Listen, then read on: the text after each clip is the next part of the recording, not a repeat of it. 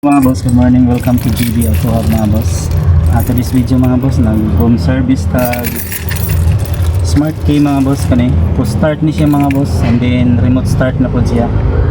Okay, so na siya daan mga boss, mga keyless entry mga boss. Pero yawi-yawi pa ini start niya mga boss. So isa na to push start mga boss para push button na lang itong gamiton ni pandar sa makina. Okay, so ato sa ni bungkagon mga boss.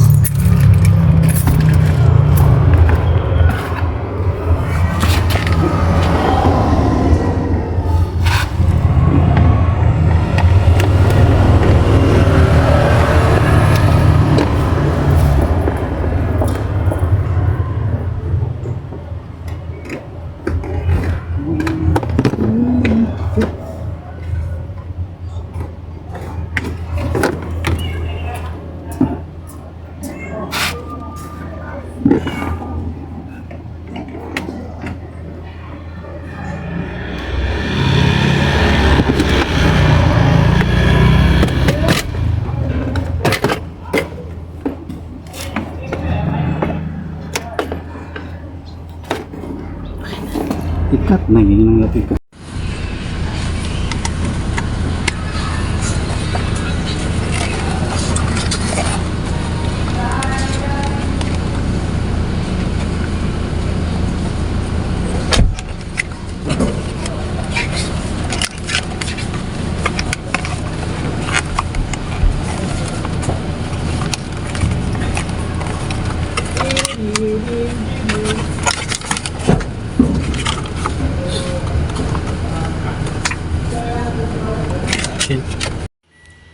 Okay mga boss, manatag install sa atong push start mga boss.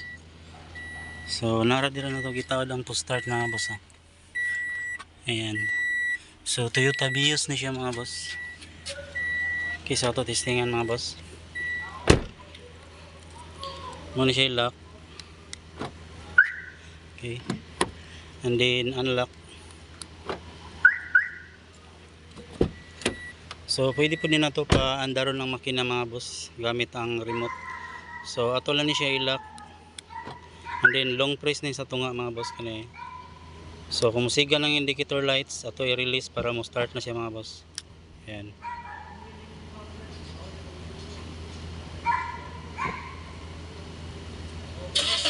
Okay, so ni-start na siya mga boss. And then ninig-off na to sa engine mga boss. Long press area po ni sa tunga. And then nigsiga sa indicator ato i-release. Ayan. So off na siya mga boss. So lock yapon na tong door mga boss. So ato siya i-open. So ato testingan ang push start mga boss. So nara diri na to gitawad mga boss. Okay, so sa pag-start na ni mga boss, tamak lang ta sa brake and then one click. Yan, so start na siya mga boss. And then inig off ani mga boss, same magyapon tamak ta sa brake and then one click mga boss. Ayan.